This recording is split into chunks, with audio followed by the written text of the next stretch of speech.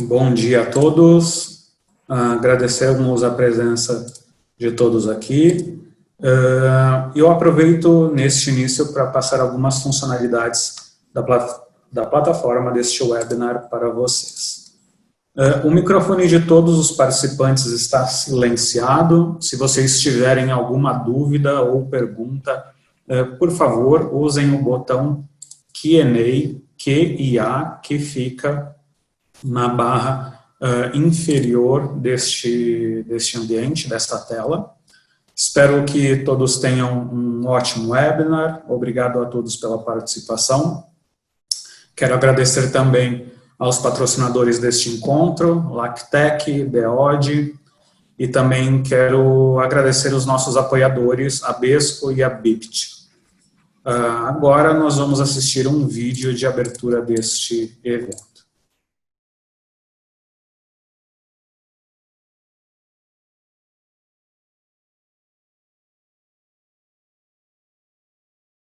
O setor produtivo aprimora constantemente seus processos em busca de eficiência, qualidade e redução de custos. Nossas soluções em projetos de pesquisa buscam atender às demandas do mercado quanto à inovação tecnológica em produtos, equipamentos e processos, e são aderentes às preocupações mundiais de agora e do futuro. Contamos com ampla infraestrutura laboratorial para atender a todos os segmentos da indústria, com análises criteriosas e complexas, além de consultorias para o aprimoramento de produtos e processos. As grandes obras de infraestrutura também ajudam a fortalecer a economia do país. Por isso, estamos sempre atentos às necessidades do mercado quanto à oferta de serviços tecnológicos para dar o suporte adequado em todas as fases do empreendimento, do projeto à operação. Contribuímos em várias frentes de inovação e tecnologia para o desenvolvimento sustentável dos setores que impulsionam a economia de nosso país.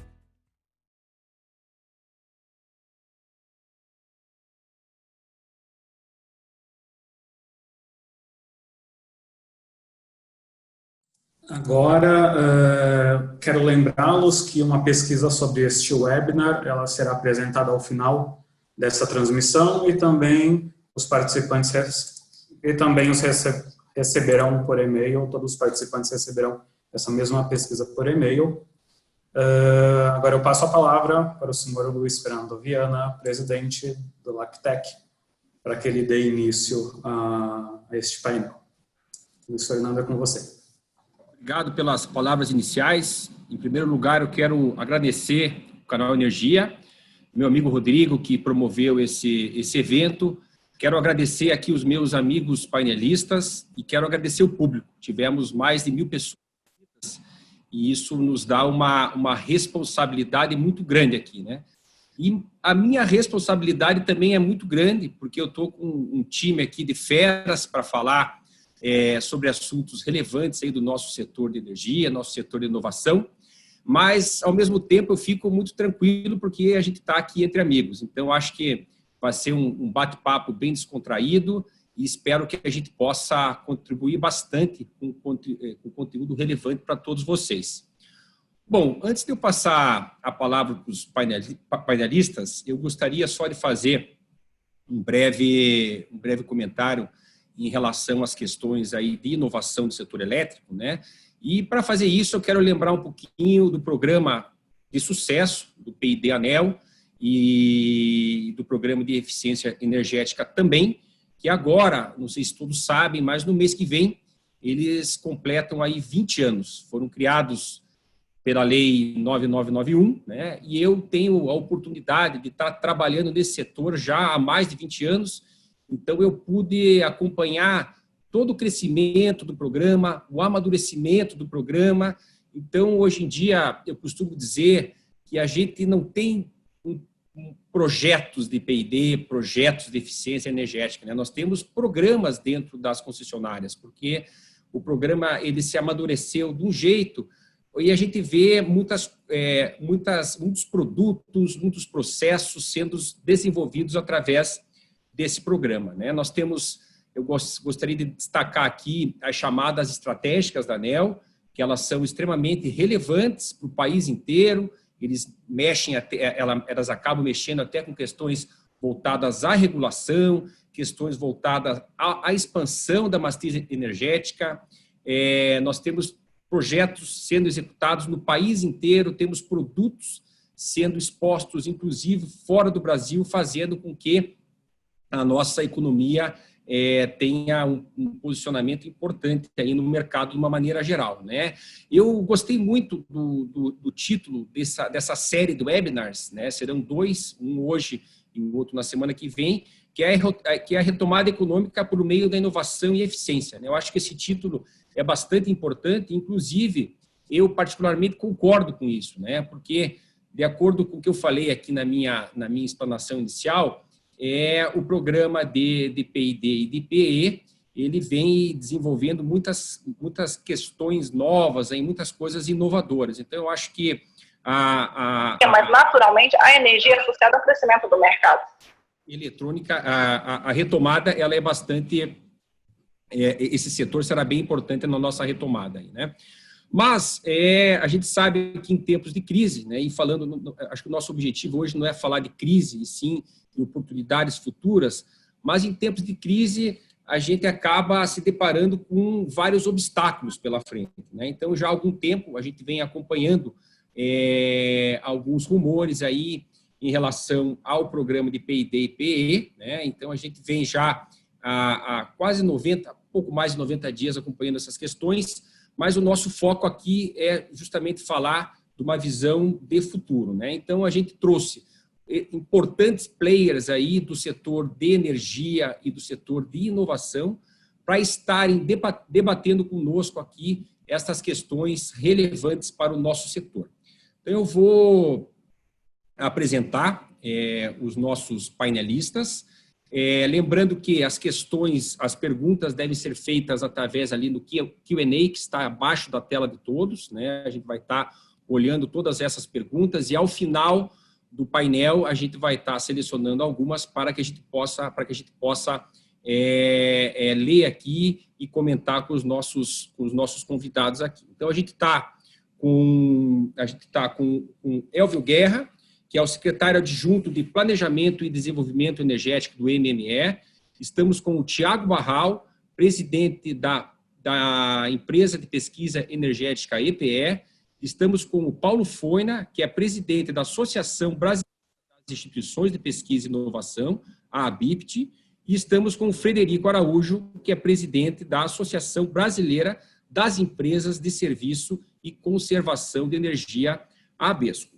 Eu gostaria, meus amigos convidados, painelistas, que a gente começasse aí um aquecimento de 5 minutos, né, de explanação de cada um, mas para que a gente possa fazer esse aquecimento, eu gostaria só de colocar um tema muito simples aqui, talvez muito simples o tema, mas talvez muito complexo a resposta, né, que é em relação ao setor elétrico daqui adiante, né? A gente sabe que o setor de energia ele vai mudar, né? E, que nem eu falei, eu acho que a questão do P&D e do PE, elas são bastante importantes nessas mudanças do setor, e gostaria que vocês iniciassem a explanação de vocês, olhando a questão do P&D e do PE, como é que vocês veem a contribuição desses dois programas para que a gente possa ter um setor mais moderno, para que a gente possa ter um setor mais dinâmico agora, passando essa turbulência que a gente vive agora. Então, para a gente começar, eu gostaria que o Elvio fizesse a sua explanação inicial, abordando esse tema e outros temas que ache relevante também nos próximos 5 minutos, e assim a gente dá sequência para os demais. Muito obrigado, pessoal.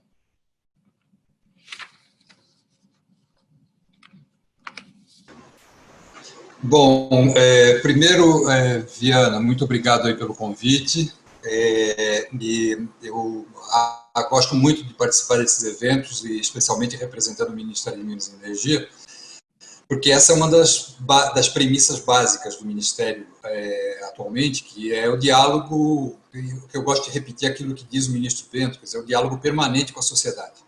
Eu acho que isso não é uma figura de retórica, ela é a busca do aperfeiçoamento das políticas públicas, especialmente as políticas públicas para a área energética e particularmente para o setor elétrico. Então, é muito importante a participação em eventos desse tipo, E eu acho que nós estamos vivendo um momento bastante interessante, né? Porque se tem alguma coisa positiva, né, em relação a todo esse movimento, toda essa crise que a gente está vivendo, é esse tipo de evento. Veja só, nós estamos agora com 622 pessoas participando. Quer dizer, você fazer, para quem já promoveu algum evento, colocar 622 pessoas em um auditório é uma coisa completamente irracional. Então, nós estamos com a possibilidade de falar com tantas pessoas ao mesmo tempo por conta dessas plataformas, né, de videoconferência. Falar dessa questão que você coloca não é fácil. Eu vou tentar abordar aí um pouco como eu vejo essa questão de pesquisa, desenvolvimento e eficiência energética. Eu acho que falar do ano 2020 para frente, eu acho que a gente precisa olhar um pouco o setor elétrico como renovação. Quer dizer, o setor elétrico ele vem se renovando ao longo do tempo, ao longo dos anos. Essa evolução ela é influenciada por vários fatores. E eu acho que existem alguns fatores que são isolados. Um deles, e é esse que a gente está vivendo nesse momento, que é o Covid. Isso tem uma influência importantíssima.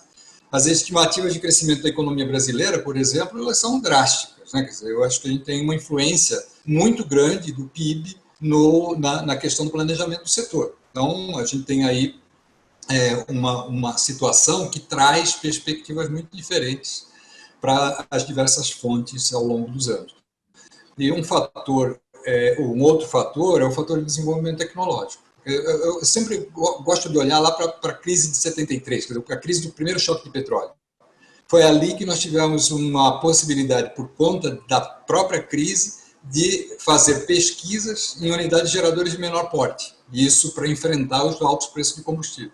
E isso levou a avanços tecnológicos que mudaram muito a cara do setor elétrico. Nós possibilitamos, por exemplo, a competição na geração, né, que isso foi um avanço bastante significativo e que levou à formulação, à criação de várias leis, de vários marcos legais, né, como, por exemplo, a Lei 8631, a Lei 8987, a 9074, todas elas acabaram se formando degraus no processo de desenvolvimento do setor elétrico, de avanço do setor elétrico. Um outro fator é a ação política. A ação política que eu cito aqui a Lei 12783, que alterou de forma significativa o setor elétrico no Brasil, por uma decisão essencialmente política. E tem uma outra decisão política, mas dessa vez, que eu considero muito positiva, que é a criação pelo Ministério de Minas e Energia do GT de modernização. É uma tentativa de modelar o setor elétrico de forma mais aderente à realidade atual. E a modernização ela tenta capturar a revolução tecnológica que a gente vem presenciando, vem vivenciando, né, e que está levando a mudanças consideráveis no modelo até aqui adotado. Se a gente olhar para o caráter disruptivo, eu não gosto muito desses clichês, essas palavras da moda, mas eu acho que essa é uma boa palavra. Se a gente olhar para o caráter disruptivo dos recursos energéticos distribuídos, por exemplo, e aí nós estamos falando de GD, geração distribuída, estamos falando de veículos elétricos, resposta à demanda, eficiência energética. Esse movimento ele tem uma tendência a alterar completamente a dinâmica da relação dos consumidores com o setor elétrico. A descentralização do sistema de geração, a digitalização das redes de transmissão e distribuição, que possibilitam as escolhas, melhoram, né, as escolhas individuais, e elas passam a ganhar cada vez mais força no consumo, e o consumo de energia elétrica ele se torna mais inteligente. Se nós juntarmos esses três fatores, o político, o tecnológico, né, nós podemos afirmar que 2020 é um dos degraus que nós temos para chegar a um novo setor elétrico. E o que sempre está por trás dessa revolução tecnológica, quem é que faz avançar as fronteiras? Sempre é o segmento de pesquisa e desenvolvimento e de eficiência energética. Então, essas são as minhas primeiras observações em relação a esse ponto que você coloca para a nossa manifestação inicial, Viana. Obrigado. Ótimo, eu que agradeço, Elvio. A gente vai poder explorar um pouquinho adiante mais essas questões, mas eu acho que você foi muito feliz quando você colocou a questão política tecnológica, né? Porque a questão tecnológica ela não funciona sem a questão política, né? Porque você precisa de políticas públicas para fazer que o tecnológico funcione. Então, elas, por mais que às vezes não pareçam, elas estão diretamente ligadas, né? Então, acho que a gente começou muito bem a nossa discussão aqui e fico muito feliz que o MME tá participando. Eu acho que falar de energia sem colocar o MME junto não seria justo, né?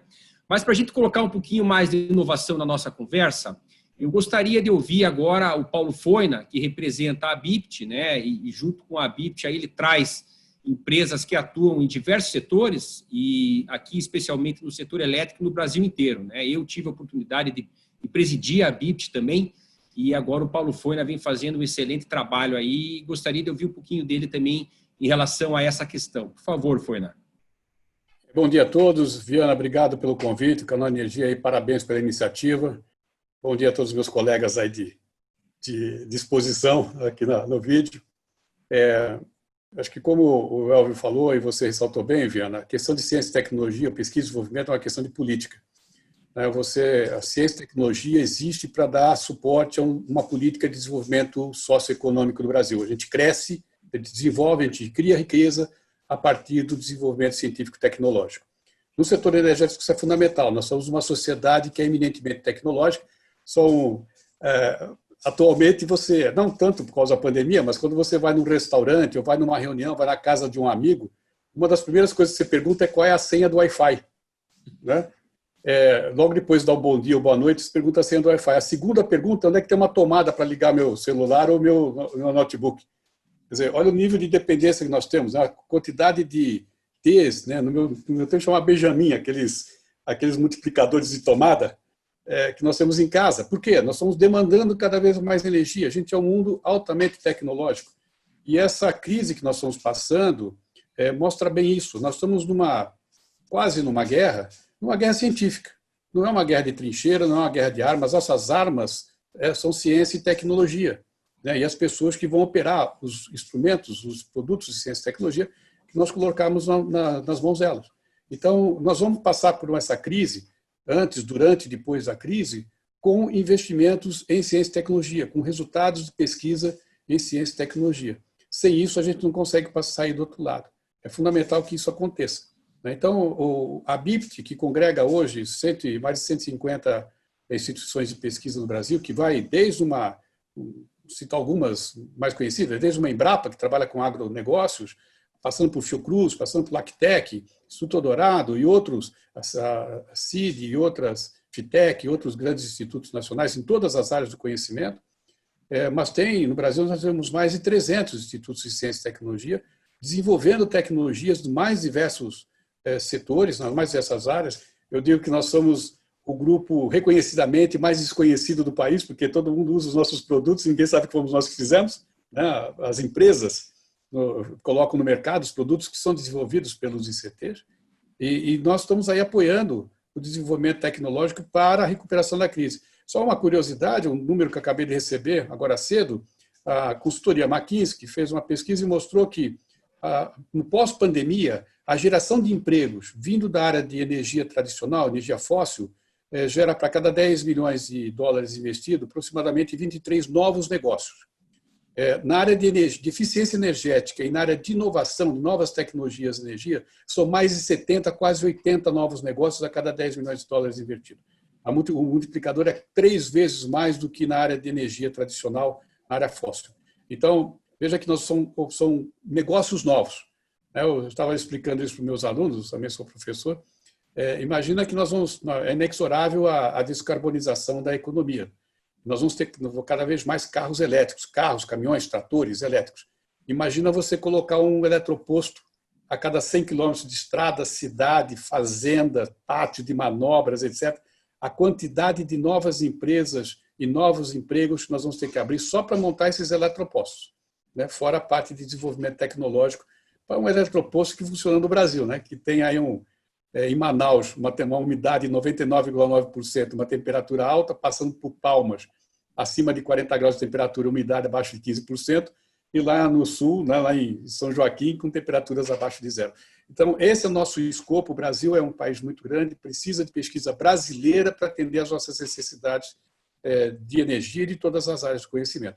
e os nossos institutos estão preparados. Nós temos gente boa para fazer isso. Obrigado, Fernando. Muito bom. Eu sou um entusiasta, né? Eu comentei aqui que já trabalho há mais de 20 anos no setor, e o Feira falou uma questão bastante interessante, que é a questão dos eletropostos, né?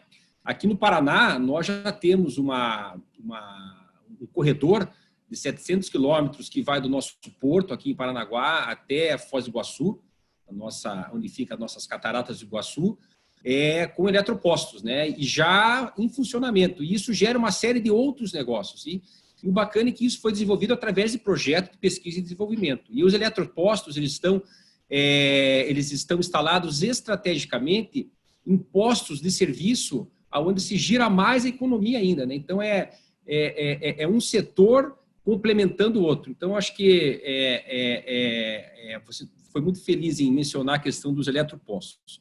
Bom, mas dando sequência à nossa conversa aqui, eu gostaria de ouvir agora um pouquinho o Frederico Araújo, que é presidente da BESCO. Eu acho que ele vai poder contribuir conosco aí para falar um pouquinho da questão da eficiência energética. Por favor, Fred, com você. Tirar um mudo aqui, porque eu tenho falado bastante com mudo ultimamente, né? Vocês estão me ouvindo bem? Ok. Vamos lá. Primeiro, eu queria agradecer ao Canal Energia por esse espaço, ao Luiz Viana por essa condução desse painel, e também agradecer a todos que estão participando desse painel agora, né? Nós estamos chegando a quase 700 pessoas, né? E também dar boas-vindas aí ao Barral, ao Elvio e ao Paulo, né? É sempre bom estar conversando com vocês sobre o setor, né, no Brasil. Antes de falar um pouco dos impactos, né, o que a gente vê da questão da eficiência energética e P&D a partir de 2020, queria reforçar só um ponto, né, falar um pouco da BESCO, né, que a BESCO é uma instituição que tem 23 anos de história, né, é um pouco mais do que a lei que instituiu o Programa de Eficiência Energética e o Programa de Pesquisa e Desenvolvimento. Nós temos mais de 90 associados no Brasil. A gente representa um setor que gera hoje cerca de 413 mil empregos diretos e indiretos no Brasil. E de acordo com as projeções aí todo esse novo mercado, como o Elvio falou, o Paulo falou, né, que esse mercado de eficiência, esse novo mercado de mobilidade vai trazer cada vez mais geração de emprego. A gente estima que a gente vai chegar a 1,3 milhões de empregos aí na cadeia, em toda a cadeia na área de eficiência energética, né? E eu queria afirmar, né, que a associação ela vem crescendo durante esses 23 anos, vem se fortalecendo, vem desenvolvendo cada vez mais engenharia, mais profissionalismo para atender as demandas de mercado. Mas um ponto importante é que a gente acabou tendo um maior desenvolvimento muito atrelado inicialmente ao programa de eficiência energética, né? Então, esse é um ponto de atenção que a gente vai discutir ao longo desse dia. Mas falar de mercado de 2020 é muito importante a gente falar, acho que a palavra de ordem agora é competitividade, né, para a sobrevivência. Então, falar de eficiência energética e falar de pesquisa e desenvolvimento a gente falar de competitividade do Brasil. Em termos de eficiência, a gente não pode mais conviver com a ineficiência energética nesse país, né?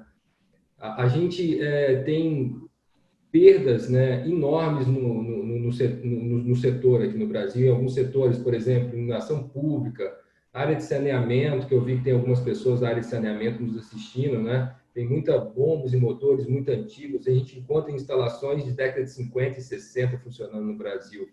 A gente encontra algumas instalações, não da área de saneamento, mas outras instalações com cabos isolados por pano ainda. É muito antigo, né? E a gente encontra isso em projetos de eficiência energética no Brasil. Enfim, a gente tem um campo enorme para ainda estar explorando no Brasil em termos de melhoria todos esses recursos, né, desses equipamentos instalados. Em termos de P&D, a gente tem que reduzir a dependência hoje tecnológica que a gente tem do resto do mundo. O Paulo fala muito disso, né, que a gente não tem capacidade hoje produtiva de máscaras, né? Então, coisas simples, né, das mais simples às de mais alta tecnologia, a gente hoje é muito dependente da área externa, né? Então, a gente tem, assim, na nossa visão, a gente tem que parar de ser um país primarizado na sua essência, de exportação de commodity só e importação de tecnologia para ser um país de desenvolvimento de tecnologia. E isso tudo passa muito pelo que o Elvio falou, é política e tecnologia, política e eficiência. Não dá para desassociar essas coisas. E a gente tem uma importante oportunidade, como o Elvio falou, né? A gente está agora, em 2020, num degrau para os próximos anos, com toda uma reavaliação do setor elétrico, uma modernização do setor elétrico, que vai gerar oportunidades e desafios, tanto na área de eficiência, quanto na área de pesquisa e desenvolvimento no Brasil. Então, eu acredito que é isso. Eu acho que a gente tem que ter em mente que pesquisa e desenvolvimento e eficiência energética estão intimamente atrelados à competitividade do nosso país, da nossa nação, inclusive nesse momento pós-crise, né, pós-Covid, né, que a gente nem sabe quando vai ser esse pós, mas é super importante isso para a nossa retomada econômica do nosso país. Obrigado, pessoal. Muito bom, Fred. Você falou uma palavra-chave, né, que é a questão da competitividade, né? Eu acho que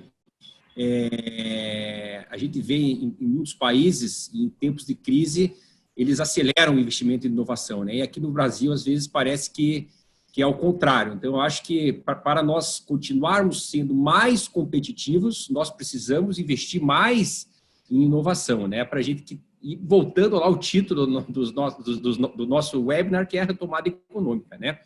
Mas, antes de chamar o Barral, uma outra questão que me chamou a atenção, me lembrei agora que, Barral, ano passado, nós tivemos a oportunidade de fazer um painel junto, né? Um painel grande lá no Enase, no Rio de Janeiro, e eu acho que eu, você e o Barroso eram os únicos representantes de empresas brasileiras nesse painel, né? Então, eu acho que isso é muito legal, porque nós tínhamos vários CEOs de outras companhias de energia e acho que pelo que eu me lembro, você e o Barroso eram os únicos, não os únicos brasileiros, mas os únicos representantes de empresas brasileiras. E isso é muito bacana e isso é muito saudável, né? Eu acho que essa mudança que a gente teve num passado muito recente no setor elétrico, da vinda de grandes companhias mundo afora, elas vieram também para trazer novas tecnologias e vieram também para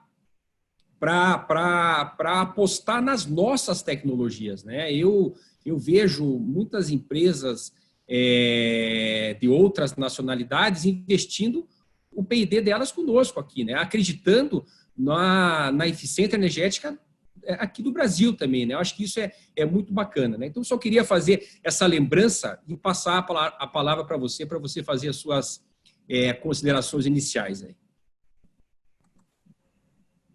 Bom dia, obrigado, Viana, pelo convite. Bom dia a todas e a todos que acompanham aqui e também aos meus colegas desse painel.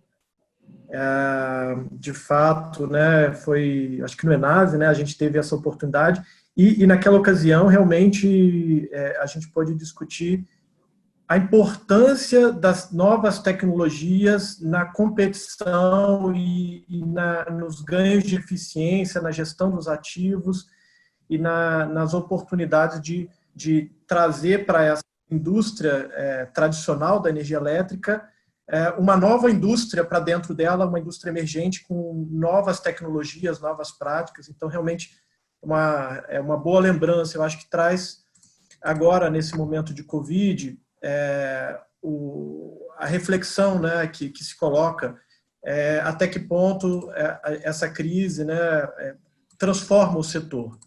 E na minha percepção, essa crise, ela por si só, ela não transforma, não vai transformar o setor. O que houver de novo após 2020 vai depender muito das escolhas que o governo e que as empresas façam nesse momento. E o balanceamento entre os trade-offs de curto prazo e de médio e longo prazo. Quando nós estamos falando de eficiência energética e estamos falando de pesquisa, ciência, pesquisa e inovação, eu acho que existe exatamente essa preocupação de balancear o curto prazo com os benefícios de longo prazo. Se a gente se afastar do fator crise Covid, né, uma coisa que já estava antes da crise, que continua presente, eu acho que mais presente ainda, é o fato de que essa indústria está numa transformação profunda, estrutural, na produção, no transporte, no consumo de energia. Então, em todas as dimensões dessa indústria, ela está passando por uma modificação. E essas modificações, elas têm duas direções, que é a descarbonização, ou seja, a redução do conteúdo de carbono dessa indústria, e a digitalização, que é usar essas novas tecnologias digitais, a inteligência artificial e, enfim, conectividade, como forma de uso mais eficiente, produção mais eficiente, transporte mais eficiente e, em última instância, a redução de custo e competitividade. Então, eu entendo que o que nós temos que ter em mente nesse momento é como que o Brasil quer se posicionar nessa transformação de uma indústria, né? O Brasil ele tem cidades muito ineficientes, tem infraestruturas, de uma forma geral, ineficientes, que levam a um quadro, né, de ineficiência sistêmica muito, muito grande. E como que nós podemos traduzir esse atual momento em políticas, como o Elvio colocou, né, conciliando políticas e instrumentos de mercado nesse momento para nos aproximar dessa visão de médio e longo prazo que nós temos para a transformação dessa indústria.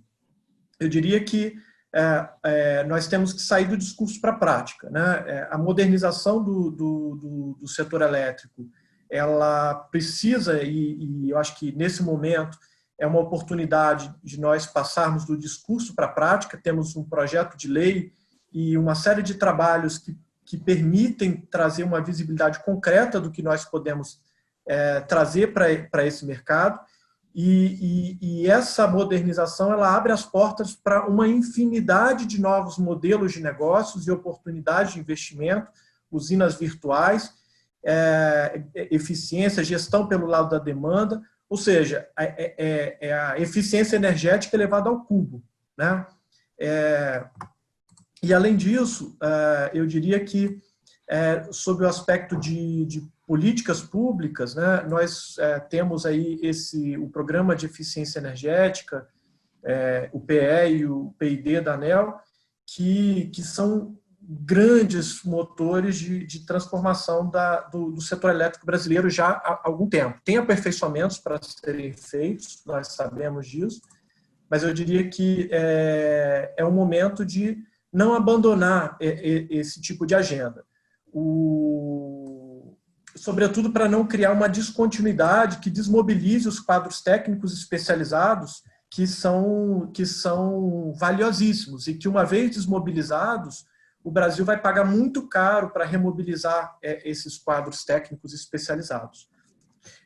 Eu falava um pouquinho, antes da gente começar, de um estudo que saiu muito recentemente da Universidade de Oxford sobre uma pesquisa com grandes com CEOs, executivos do mercado financeiro, bancos centrais, de bancos de desenvolvimento, e pesquisa, ciência, pesquisa, inovação e eficiência energética foram aqueles que pontuaram como percebidos como o maior multiplicador em termos de valor no longo prazo para a economia de uma forma geral, né? Obviamente que nós temos demandas de curto prazo, mas nós temos que conciliar essas duas coisas. E eu termino a minha intervenção inicial com um exemplo muito, muito prático, né? Nós estamos discutindo, por exemplo, as necessidades de suprimento de potência do sistema, né? Que acabam ensejando a necessidade de térmicas mais caras e um custo de energia mais caro.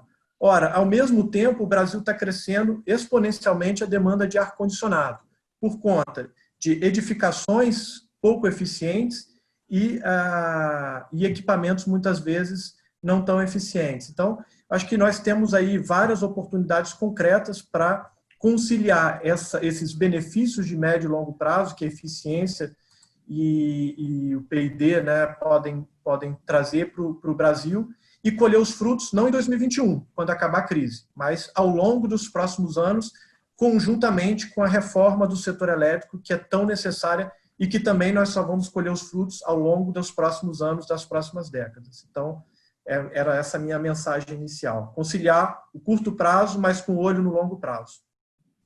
Muito bom, Barral. Você falou uma questão também que eu acho que é extremamente importante, que é a questão da preservação dos quadros técnicos, né? Eu acho que, às vezes, medidas de curto prazo para apagar incêndio, elas acabam causando problemas a médio e longo prazo mais difíceis de resolver do que as medidas de curto prazo, né? Mas uma coisa que eu vou falar aqui, que todo mundo sempre vê, é uma coisa que sempre me chama a atenção, quando a gente está assistindo televisão e aparece algum grupo de pesquisa, de qualquer tema que seja, sempre tem um brasileiro no meio, né? Então, acho que isso é prova de que nós temos aqui quadros técnicos, não só no setor de energia, mas de uma maneira geral, extremamente capacitados para estarem trabalhando em questões bastante relevantes, né? Então, acho que a preservação dos quadros técnicos ela é fundamental para que a gente possa ter uma retomada na economia aí bastante pujante. Eu queria agora passar para uma segunda rodada e fazer uma pergunta direcionada para cada participante.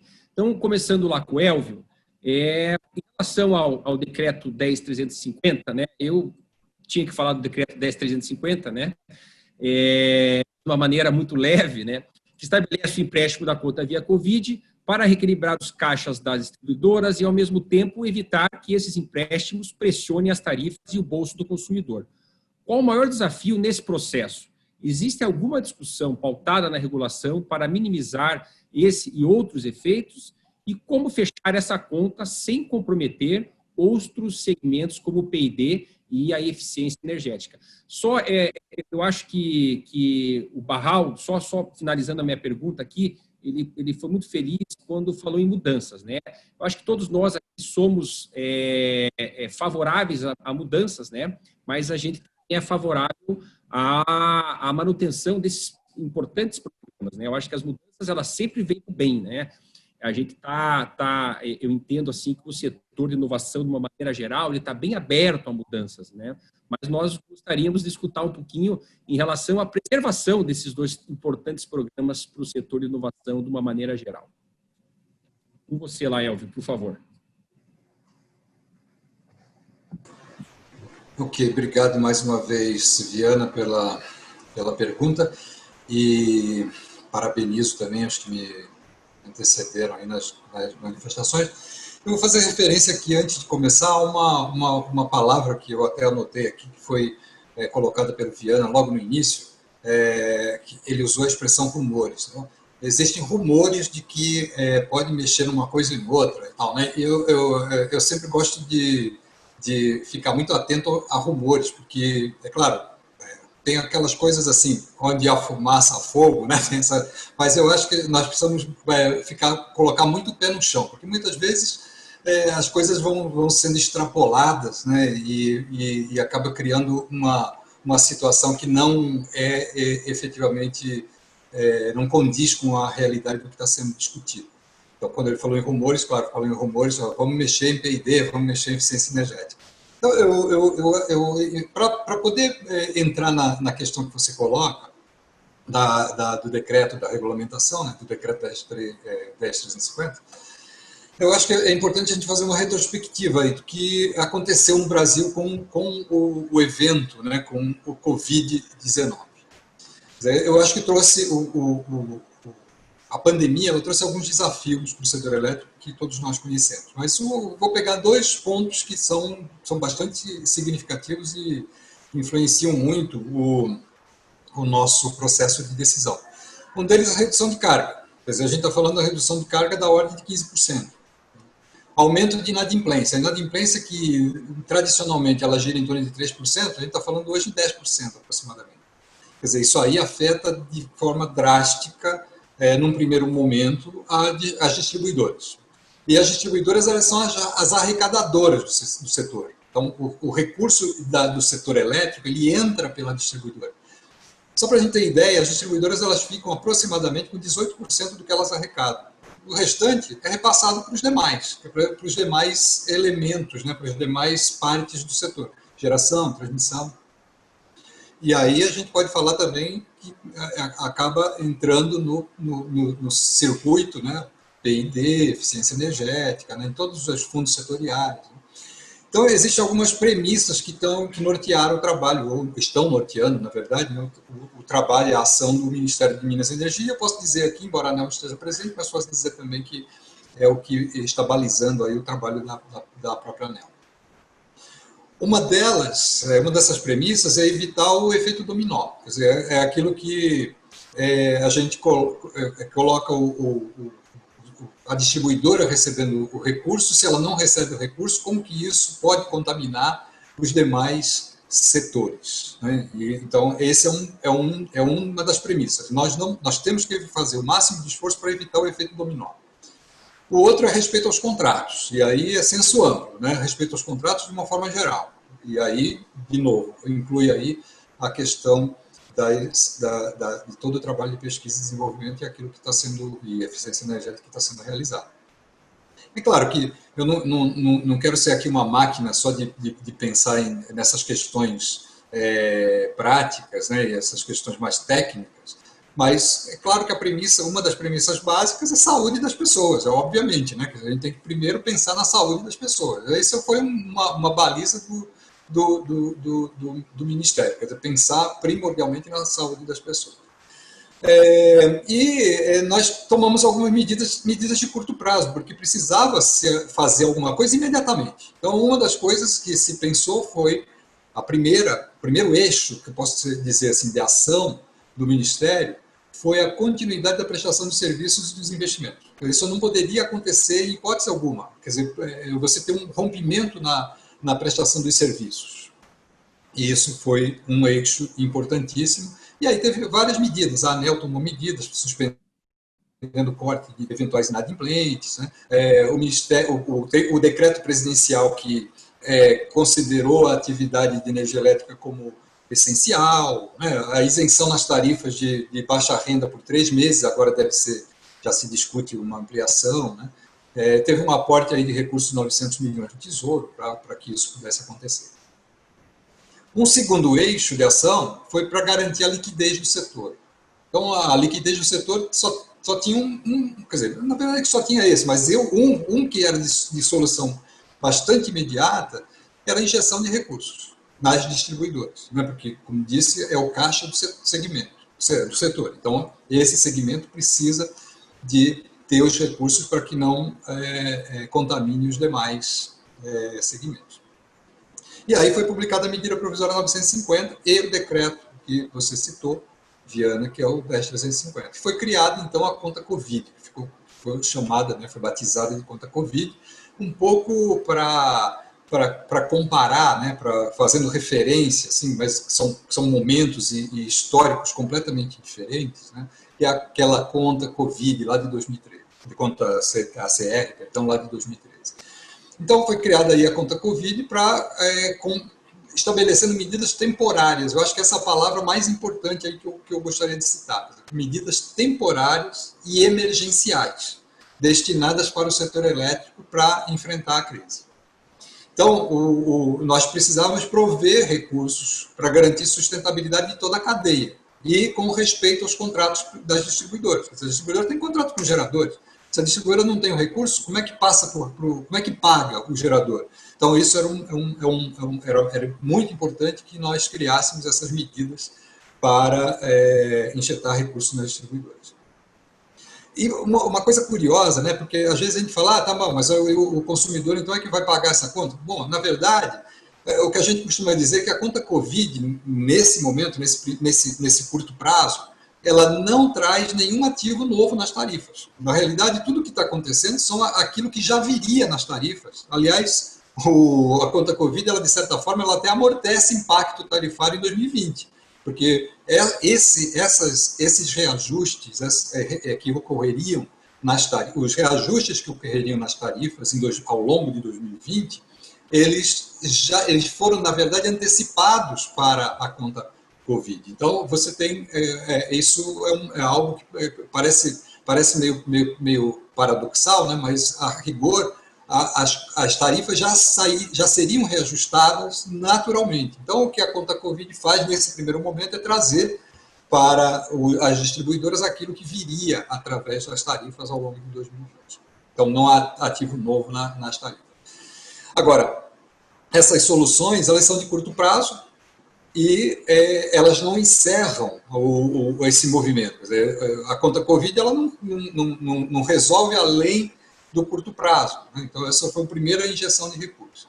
E aí o Ministério estuda novas alternativas para minimizar o impacto tarifário para médio e longo prazo. Então, aí começa a discussão, talvez aí venha a história que você colocou, a palavra que você usou dos rumores. Né? Porque quando a gente fala assim, estamos estudando novas alternativas para minimizar impacto tarifário no médio e longo prazo, fala, tá vendo? Vamos mexer lá no PID. Então, uma das alternativas, né, que existe para isso é o PLS 232, o PL do Senado, né, o PL 232, que é um projeto importantíssimo para a modernização do setor, tornar o setor mais eficiente, redução de subsídios, que é algo que, em alguma medida, acaba comprometendo até mesmo a competitividade, para usar aquilo que foi dito pelo Frederico. Acho que todos falaram da competitividade, né? E a utilização dos fundos setoriais, e aí vem a questão lá dos rumores, né? Então, usar recursos da RGR, nós temos recursos da RGR, será que é possível utilizar o recurso da RGR? É isso que está sendo estudado. CDE, Conta de Desenvolvimento Energético, será que é possível usar recursos da CDE? Ajuste nas garantias físicas, por exemplo. Se você faz um ajuste em garantia física, eventualmente você tem uma alteração de contratos, né? Aí isso pode ajudar aí uma revisão, na verdade, né, daquilo que é contratado entre gerador e distribuidor. E a racionalização de encargos e subsídios, e aí entra aquilo que está sendo analisado em termos de P&D e eficiência energética. No caso de P&D e eficiência, a premissa fundamental, e isso que eu quero tornar aqui passar como uma ênfase, não comprometer o desenvolvimento dos projetos de pesquisa e de eficiência energética. Essa é a premissa fundamental. Como foi as premissas que eu disse antes em relação a evitar efeito dominó, respeito aos contratos? Essa é uma premissa. Não trabalhar, não mexer em projetos de eficiência energética, ou mexer em P&D e eficiência energética, que comprometam o desenvolvimento dos projetos. Isso é um ponto pacífico. E nós temos... Por que isso? Porque o Ministério, o impacto dos programas de P&D no setor elétrico e eficiência no setor elétrico. Só para se ter uma ideia, assim, eu fui pegar alguns números para poder conversar aqui, alguns números lá que estão na ANEEL, né, que eu peguei na ANEEL. Se você olhar o que foi economizado com programas de eficiência energética entre 98 e 2018, peguei os números entre 98 e 2018, foram economizados mais de 50 terawatt-hora ano, e foram evitados 980, quase 1.000 megawatts durante o horário de pico, durante a existência do programa de investimentos em eficiência, e com investimento de 4,7 bilhões de reais. Ao suporte à produção de equipamentos mais eficientes, formação de pessoal, prestação de serviços nesse segmento, como disse o próprio Frederico, quando falou na sua manifestação inicial. No programa de P&D, nós estamos falando de mais de 300 patentes e registro de propriedade. Criação de laboratórios, aí o Lactec eu acho que é um bom exemplo disso, né? Criação de estruturas em laboratórios para desenvolvimento de pesquisas, testes, criação de empresas de base tecnológica.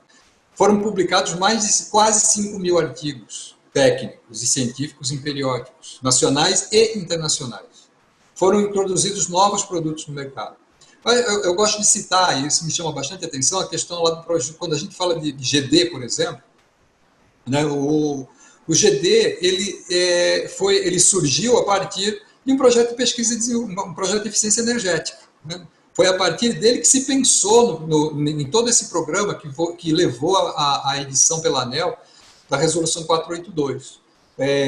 Tudo por conta, vamos combinar aqui, né, o programa de GD ele é um programa de sucesso, né? Quer dizer, a gente tem aí eu não sei o número hoje, mas ele cresce a ritmo crescente, né? Está crescendo a cada ano. Os projetos de eficiência, os projetos estratégicos as chamadas estratégicas, né? Que o Viana também fez menção. A gente está falando de solar fotovoltaico. Em 2011, olha só, em 2011, um dos projetos de P&D estratégico, uma chamada de projeto estratégico, foi solar fotovoltaico em 2011. Olha só, se a gente olhar para 5, 6, 7 anos, e aqui a gente está falando de 9 anos atrás, solar fotovoltaico estava engatinhando no Brasil. Então, esse projeto estratégico foi muito importante para que a gente esteja hoje no lugar em que nós estamos com solar fotovoltaico. Só para a gente ter ideia, hoje a gente tem mais ou menos 1,5% da nossa matriz, um pouco mais de 1,5% se a gente considerar a GD, em solar fotovoltaico. A previsão para que a estimativa que está lá no PDE 2029 é de nós chegarmos a 8% da nossa matriz com solar fotovoltaico. Bom, isso é resultado de todo esse trabalho de pesquisa e desenvolvimento que se faz. Então, é sempre inovador. Né? Ele sempre está trabalhando onde as pessoas onde o mercado ainda não está. A solar é um bom caso. Biogás, em 2012 já tinha um projeto de biogás. Eólica, em 2014, tudo bem, a eólica lá em 2008, ela já começou a dar os primeiros passos, mas aqui eólica para aperfeiçoamento nos processos de geração eólica. Armazenamento em 2016. Armazenamento em a gente está ainda engatinhando, hoje está engatinhando ainda no armazenamento. Então, eu acho que sempre os projetos de P&D, eles estão sempre à frente para modelar, de alguma forma, o mercado. Eu acho que eles são fundamentais, e aí eu quero repetir aqui as duas coisas que eu disse antes. Uma delas é caráter temporário. Segundo, premissa básica, não comprometer o desenvolvimento de pesquisa, desenvolvimento e eficiência energética no país. Eu vou lá um pouco mais na frente, se a gente tiver tempo. Tenho visto aqui tenho acompanhado aqui as perguntas que estão no chat. Então, tem algumas perguntas bem interessantes, uma delas que me chamou muita atenção e eu tinha colocado uma observação que eu gostaria de fazer, mas não vou fazer agora, que é em relação a quem paga essa conta. Eu acho que, ou melhor, qual é a percepção que os consumidores têm em relação aos resultados dos programas de pesquisa e desenvolvimento. Eu acho que isso aí é algo fundamental. Eu ultrapassei aqui o tempo que você me deu, Viana, mas eu paro por aqui e volto a falar sobre isso se tiver oportunidade. Não, ótimo, ultrapassou, mas ultrapassou com muito conteúdo, isso que é importante, Elvio. Eu só queria fazer um breve comentário, né? Eu acho que todas as medidas, como você muito bem frisou, estão sendo medidas temporárias, né, e emergenciais. Eu tenho acompanhado e tenho visto que o Ministério, que a ANEEL, a EPE e assim por diante têm sido muito assertivos em suas medidas, né? Eu vou até usar uma frase que eu usei na nossa reunião, que a gente teve alguns dias atrás, né, que a gente sabe, né, quem há 90 dias atrás sabia o que fazer, estava mentindo em relação a tudo, né, porque a gente foi pego por uma enxurrada, né? E realmente todo mundo estava precisando se reinventar, não só o setor elétrico, mas se reinventar em vários sentidos, né? Quando a gente viu, a gente estava em casa trabalhando, não podia vir até o escritório, então acho que foi uma reinvenção que tivemos que fazer de uma maneira geral, né? E vocês têm sido muito assertivos nas medidas, né? Então, só para usar aquela frase, que não só assertivos nas medidas, mas têm sido muito receptivos também, né? Nós já tivemos conversas com o Ministério, tivemos conversas com a ANEEL, tivemos conversas com diversos outros atores importantes do setor, né? E a gente sabe que todo mundo vai perder agora, né? Então, se nós conseguirmos se unir e fazer com que a gente perca menos possível, acho que esse é o caminho, conforme a gente conversou na nossa reunião esses dias atrás, né? Perda vai ter, mas vamos se unir, vamos fazer e vamos tentar perder o menos juntos, né? Mas muito obrigado pela colocação. Agora, passando direto lá para o Paulo Foina, da BIPT, a pandemia, Paulo, colocou em evidência o trabalho das instituições de ciência e tecnologia, tanto na área de saúde, como em outras frentes, né? Que viabilizaram, por exemplo, o trabalho remoto. A crise econômica e o cenário de incertezas, no entanto, já vem trazendo consequências na descontinuidade de projetos. Qual é o panorama atual das ICTs e quanto à cadeia produtiva envolvida? Eu queria só, antes de passar a palavra para você, usar uma frase que você tem falado muito e eu gosto bastante, né? Que essa guerra, quem vai vencer vai ser um cientista, né? Então, acho que a gente precisa realmente enfatizar o trabalho das ICTs que podem contribuir muito nessa guerra aí. Por favor, Paulo, com você. É isso mesmo, Luiz. Quem vai declarar o fim da guerra vai ser um cientista, aquele que descobrir a vacina ou o remédio para essa desgraça que está pegando a gente aí. Mas a pesquisa, principalmente pesquisa importante, pesquisa de peso, ou eu chamaria até de pesquisa estratégica, são pesquisas de longo prazo. Não são pesquisas que você faz em 6 meses ou em 1 ano. São pesquisas de 2, 3, 4 anos. E, para isso, você precisa ter estabilidade, segurança de que os recursos necessários para essa pesquisa vão existir. Então, quando a gente trabalha com dinheiro orçamentário, com dinheiro que está vinculado a um período orçamentário, a 1 ano, eu corro o risco de começar uma pesquisa que visa um resultado daqui a 3 ou 4 anos e, no meio do caminho, o dinheiro acabar. Por alguma razão, eu vejo de perder todo o trabalho que foi feito na parte inicial da pesquisa. Então, esses momentos de crise que a gente sofre, de insegurança, de incerteza, esses momentos de crise levam a insegurança e incerteza, fazem com que, primeiro, os investidores, as empresas, o próprio governo, se retraiam. Então, você já não coloca dinheiro em pesquisa. Por quê? Eu não sei, nem sei se a minha empresa vai existir daqui a 6 meses. Por que eu vou gastar dinheiro com pesquisa? Você já tem uma redução natural do investimento. Segundo, que cria no corpo, e aí você lembrou muito bem, cria no corpo dos grupos de pesquisa, dos ICTs, o receio de que eu não vou continuar contratado daqui a 6 meses. E aí os nossos cérebros começam a procurar alternativas e a maioria deles sai do Brasil. Nós estamos vendo um êxodo de cérebros importantíssimos saindo do Brasil, procurando trabalhar em outros países, porque lá eles têm mais segurança, não digo nem segurança salarial, mas tem certeza que o projeto dele de 3 ou 4 anos vai existir daqui 3 ou 4 anos. Não vai ter descontinuidade, como é o medo que se tem aqui no Brasil. Formar um pesquisador demora muito tempo, montar uma equipe de pesquisa, como os nossos ICTs têm, como você aí na LACTEC tem, como os outros institutos nossos têm, demora muito tempo, custa caro, mas para perder é um boato, um rumor, a gente perde a equipe toda. Né? Em 3 ou 4 meses a gente perde todo mundo. E infelizmente, Elvio, a gente, na parte de pesquisa, nós estamos escaldados com rumores.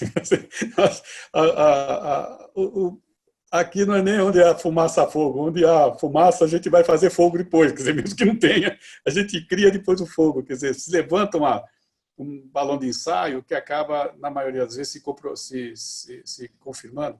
Então, a pesquisa morre de medo disso. Nós temos essa preocupação muito séria, muito grande, com a descontinuidade dos recursos. Isso já está afetando em várias áreas, não só na parte de energia, eu estou dizendo em todas as áreas da pesquisa. Nós estamos em tração porque você pega aí lei do bem, lei de informática, as empresas tiveram uma redução radical, brusca dos seus rendimentos, dos seus lucros, esse dinheiro que iria para essas leis incentivadas que apoiam pesquisa, estão reduzindo, as empresas estão retraindo, elas não sabem nem se vão ter esse dinheiro para investir no futuro, dentro do ano, e com isso as equipes os ICTs estão fazendo das tripas coração, uma frase do meu tempo ainda de jovem, para conseguir manter as equipes presas dentro dos nossos grupos, nossos institutos, e não perdê-las e não comprometer pesquisa que já está em desenvolvimento.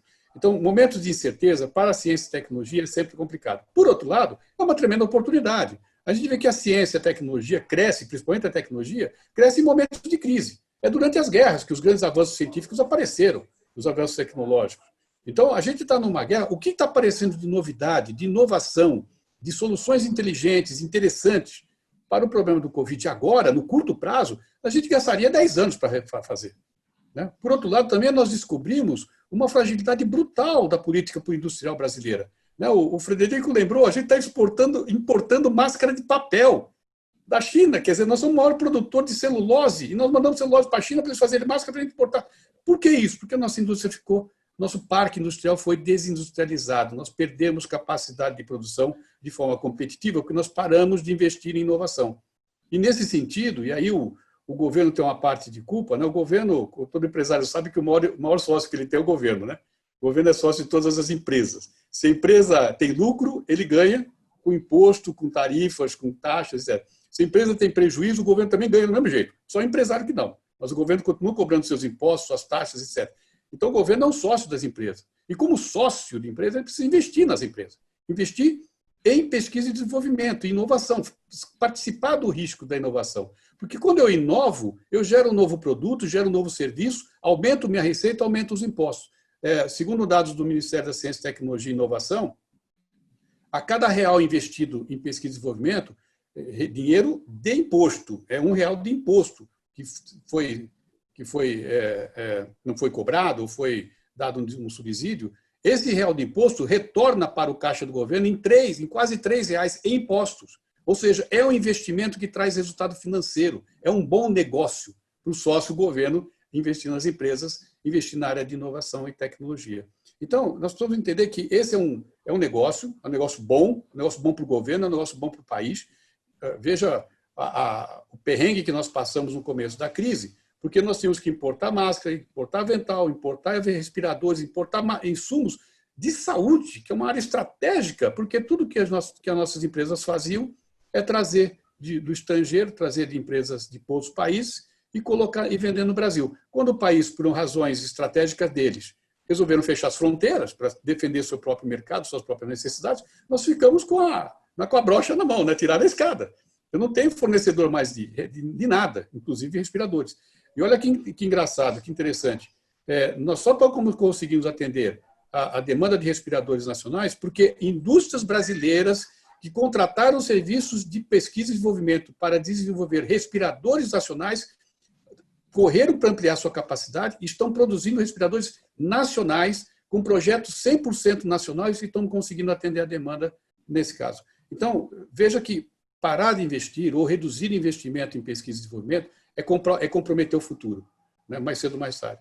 Só um parênteses, quer dizer, outra frase que eu também gosto de falar, quer dizer, não é que eu gosto, isso me apavora, é que nós descobrimos que, com essa crise, que nós não estamos preparados para enfrentar crises desse porte. Não só nós, o mundo inteiro. Quer dizer, se eu sou um terrorista, eu sou um inimigo, eu já sei qual é o segredo, como é que eu quero num país. Vou aí contratar alguns pesquisadores de genética, faço um vírus, uma mutação de um vírus qualquer, de gripe, e coloco na sociedade, coloco naquela população. Olha o estrago que estão fazendo com a gente, com o mundo inteiro. Nós não estamos preparados para isso. Por que não estamos preparados? Porque a gente parou de pensar a longo prazo. Paramos de pensar em estratégias de sobrevivência, estratégias de segurança. E na área de energia elétrica isso é fundamental. Imagina se algum hacker ataca o nosso sistema de energia e provoca um blackout nacional de algumas horas. Não estou falando de dias, falando de horas. O tamanho do prejuízo, quantas pessoas vão morrer em mesa de cirurgia porque a energia acabou naquele momento em que ela estava num momento crítico. Quantas pessoas vão morrer em acidentes de automóveis, em problemas aeronáuticos, etc., porque a energia ficou fora do ar durante 2, 3 ou 4 horas, se for mais que isso, ainda pior ainda. Então, nós temos aí um setor que é estratégico, precisa ser entendido como um setor estratégico nacional, que precisa ter tecnologia nacional, para ser a tecnologia sensível ser nacional, e nós temos que ter capacidade na indústria nacional para atender esse setor. E isso só se faz com pesquisa e desenvolvimento. E a gente é expoente nessa área, né? Energia, principalmente energia limpa, nós sempre fomos expoentes, né? Desculpa aí, gente, o meu desabafo, mas faz parte do meu papel. Você, na verdade, você tocou num ponto que já foi falado diversas vezes aqui, né, e que me chama muito a atenção, que é a questão da gente perder muitos talentos, né? Eu vou falar aqui do Actec, que eu tenho experiência, você reter talento dentro de uma instituição de pesquisa privada é muito difícil, né? Porque você concorre com a indústria de uma maneira geral, você concorre com multinacionais. Então, o pessoal que trabalha com a pesquisa mesmo, o pesquisador, faz isso com muito amor, né? Com muito carinho, assim. Então, acho que que a gente precisa manter esse turnover, que eu tenho visto que tem aumentado, a gente precisa manter esse turnover no percentual bastante saudável. Bom, dando sequência aqui, quero passar a palavra para o Frederico Araújo da BESCO, com a seguinte pergunta. Sabemos que, assim como as ICTs, as empresas de eficiência energética também enfrentam o fantasma do contingenciamento de recursos. Como isso está sendo tratado pela BESCO? Há um plano B para cobrir uma eventual suspensão dos recursos do Programa de Eficiência Energética? Vamos lá. Luiz, obrigado pela pergunta. A BESCO ela tem buscado de forma incansável atuar junto à ANEEL e ao MME para reduzir as incertezas para os nossos associados e para a sociedade de forma geral. Por que, falando da sociedade? Porque todo mundo fica olhando para esse programa de eficiência energética e querendo saber se ele vai ter a continuidade ou não, né? Então, esses rumores têm trazido uma incerteza muito grande, né? Como a gente tem falado. E a gente tem buscado estabelecer esse diálogo com as instituições, conversando também diariamente com deputados federais, senadores, para entender melhor um pouco como está o pensamento das instituições e do legislativo quanto a essa matéria, e bem como tentar educar esse processo também, né? Se assim eu posso dizer, porque quando se fala em vários bilhões sem uso pelos programas de P&D e PE, ou milhões de reais anualmente destinados a esses programas, a grande maioria do legislativo, do executivo e da sociedade de forma geral não tem a ideia dos reais benefícios dos programas que os programas têm trazido para a sociedade. E aí a gente tem que dar mais publicidade aos resultados para a sociedade de forma geral. Numa última reunião que nós fizemos até com a MME, a gente estava falando sobre isso um pouco, né? Sobre como aumentar a publicidade dos resultados do programa. Isso é essencial para que as pessoas comecem a perceber o bem que ele está fazendo para a sociedade e para o país de forma geral, né? E só que as pessoas, eu até tenho visto aqui nas perguntas, muitas pessoas perguntando sobre mensuração, perguntando quais são os resultados. Eu acho que a gente tem que divulgar mais para a sociedade, ser mais transparente com a sociedade em termos dos resultados alcançados, tanto no programa de eficiência energética quanto no programa de pesquisa e desenvolvimento. A maioria das pessoas não sabe que a parcela mais beneficiada até o momento do programa de eficiência são os consumidores de baixa renda, por exemplo. E a sociedade, por meio de investimentos em universidades, em escolas, empresas de saneamento, prefeituras em termos de iluminação pública, hospitais e instituições filantrópicas. Eu vou dar alguns exemplos aqui, né? Por exemplo, em Minas Gerais, a CEMIG ele está num processo que começou no ano passado para eficientizar todas as escolas públicas do estado de Minas Gerais. Olha que interessante, olha quantos alunos são beneficiados, não só com a eficiência, não só o público, o coletivo, ele não é só beneficiado com a redução de um custo da operação dessas escolas, mas também com a melhoria das instalações dessas escolas, com a melhoria para as crianças de uma iluminação das salas de aula, porque nesse projeto da CEMIG em especial, ela teve uma atenção de fazer luminotécnico de todas as salas e adequar as melhores práticas, né? A CEMIG aqui em Minas também, por exemplo, enviou para os hospitais públicos daqui equipamentos novos, como autoclave, equipamento para lavanderia, né? Dentro do programa de eficiência. Quase todas as universidades públicas aqui instaladas em Minas Gerais, né, as federais, receberam verba do programa de eficiência. Ou seja, quantos alunos não estão sendo beneficiados, de novo, não só com a redução de custos, mas com a melhoria das instalações. Na Light, por exemplo, importantes hospitais da cidade do Rio de Janeiro, como o Instituto de Câncer, o INCA, a Santa Casa do Rio de Janeiro, que é uma instituição filantrópica centenária, foram beneficiados. A UERJ foi beneficiada, né, que tanto sofre com a redução de verba para a educação no estado do Rio de Janeiro. E ela recebeu alguns milhões da Light dentro do programa de eficiência energética, com troca efetiva e com aferição efetiva dos resultados do programa. Então, tem os resultados do programa. As pessoas não sabem, e é legal que a gente tem aqui 634 pessoas ainda com a gente, que todo esse programa ele tem métrica de medição. Então, a gente adota protocolos internacionais de medição e verificação nos programas de eficiência energética, que têm que ser alcançados. Eles são alcançados pelas empresas. Então, todo projeto tem uma meta para ser alcançado, uma redução de energia na ponta e fora de ponta.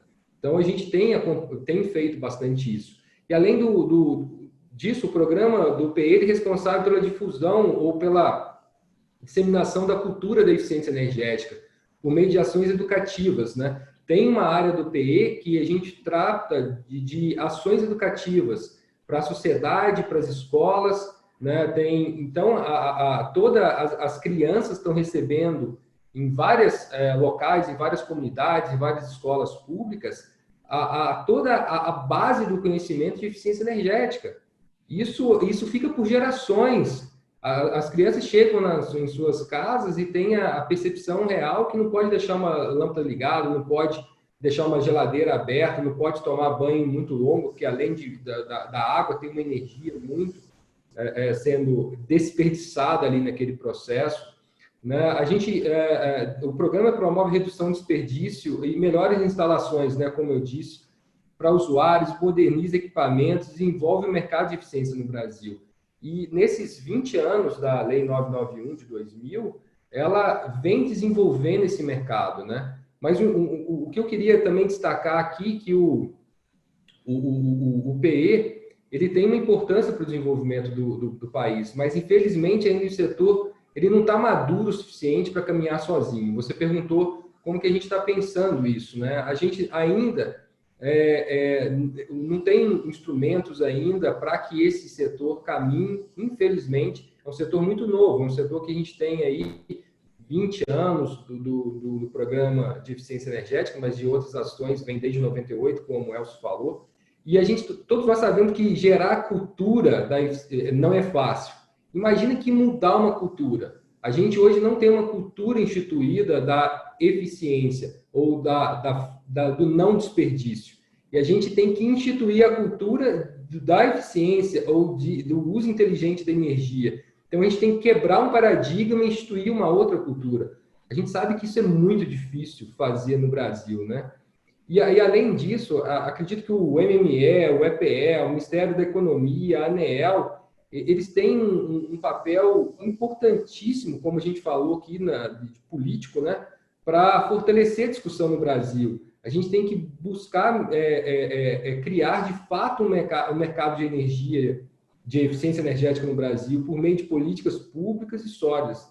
A gente tem que, acho que, apenas discutir eficiência não é o melhor caminho. A gente tem que, de fato, ter ações direcionadas para tornar a eficiência energética estratégica no país.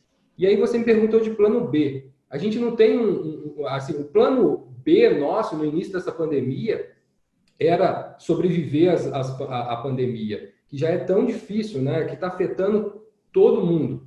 Que a gente nunca não tem literatura nenhuma fórmula em especial para a gente sair dessa ou para conviver com essa pandemia. E a gente está tendo que aprender, né? Igual a andar de bicicleta, a gente cai e aprende todo dia. E aí vem, como o Luiz falou no início e o Elcio reforçou, vem os rumores, né?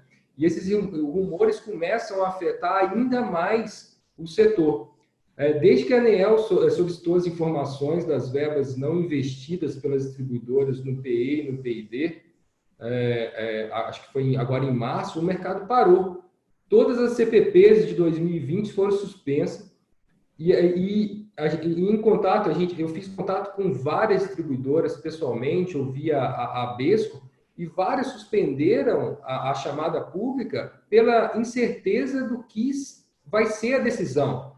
Então, a gente não tem ainda, não é uma questão de não ter previsão de recurso. Até porque é bom lembrar que a CPP de 2020, elas são referências à ROL, a Receita Operacional Líquida do ano passado, de 2019.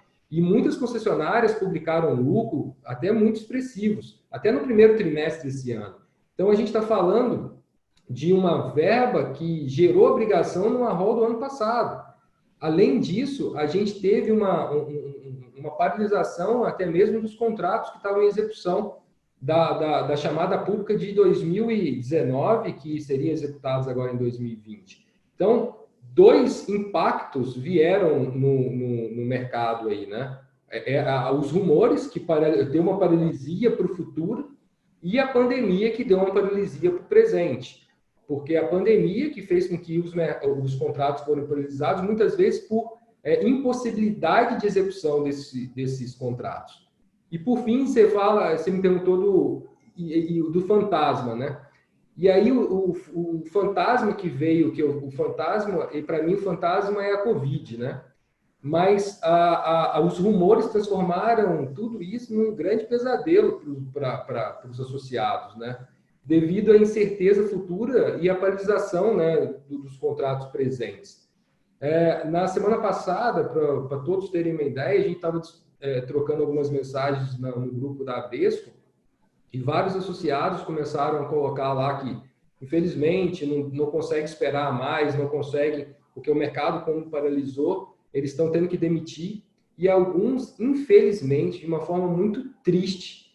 Eu fiquei muito triste semana passada, porque veio assim, estou fechando em 30 dias, estou fechando em 60 dias. Isso não é uma perda só para aquelas famílias que estão perdendo emprego, é uma perda para o país, porque era uma empresa que estava consolidada, que estava funcionando, trabalhando em eficiência energética no Brasil, que ela deixa em menos de 180 dias, ela vai deixar de existir, né? E aí é importante ter essa consciência. Eu acho que todos os stakeholders que estão envolvidos nisso têm a consciência que a gente tem que voltar para ser só o fantasma, né? Já ele é grande demais, o fantasma da Covid. A gente tem que deixar o pesadelo, tem que trazer um pouco mais de incerteza. Mas como bem o Luiz falou, é muito difícil, porque a gente não tem fórmula e a gente não sabia o que fazer. Ninguém sabia o que fazer. E ainda, em várias questões, a gente não sabe o que fazer. Mas eu acredito que com essa evolução agora, das discussões da 10350, da conta Covid e outras discussões, o que a gente espera da ANEEL e do MME, por exemplo, é uma comunicação de forma muito clara e objetiva de como qual o rumo que a gente vai ter nessas questões, para a gente afastar o rumor, que o rumor ele é prejudicial, né? E trazer dados e fatos que a gente possa tomar decisões baseadas nisso. O pior de uma tomada de decisão é a incerteza. E a gente está muito buscando muito ter um melhor direcionamento das coisas. E eu acho que o plano B agora é sobreviver para que a gente consiga aproveitar desse novo mercado que vai surgir agora. Acho que a gente vai ter outras perguntas, eu não vou me adiantar nesse tema, mas é um mercado que vai ter um espaço muito grande para as ESCOs trabalharem, né, que é esse mercado da modernização do setor elétrico, das inúmeras possibilidades que estão por vir. A gente só não pode matar o mercado agora, matar o setor, porque aí não vai ter ninguém para trabalhar nesse futuro próspero, né, que a gente espera ter aí com essa abertura de inúmeras possibilidades. Obrigado, Luiz. Ok, obrigado, Fred. Eu vou passar para o Barral mais uma pergunta aqui e depois até vou quebrar o protocolo. O Elvio comentou que tinha visto uma pergunta interessante na rodada anterior, Elvio. Então, após o Barral falar, se você quiser comentar a respeito dessa pergunta, até pelo avançar do horário aqui, eu acho que a gente ganha tempo assim. Mas só para um breve comentário, Fred, eu acho que a questão da publicidade é bastante importante, né? Porque nós temos projetos, por exemplo, que melhoraram o DEC/FEC de concessionárias, né? E isso dá um impacto direto para o consumidor, né? Que hoje em dia é protagonista em tudo isso. Eu acho que falta realmente a questão da publicidade.